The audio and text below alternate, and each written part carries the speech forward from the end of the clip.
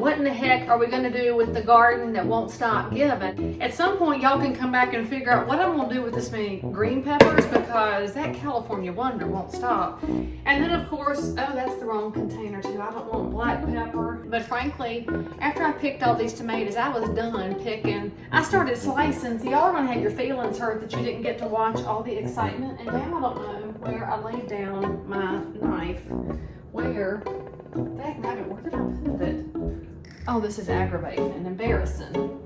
Okay, well, I'm using a little bit of both, frankly, and I like to use the ugly ones when I'm making sauce. The pretty ones I use for tomato sandwiches. Oh, I'm not letting that one go in this sauce. That's for something else. Plenty, that one looks not healthy, so let's take him out.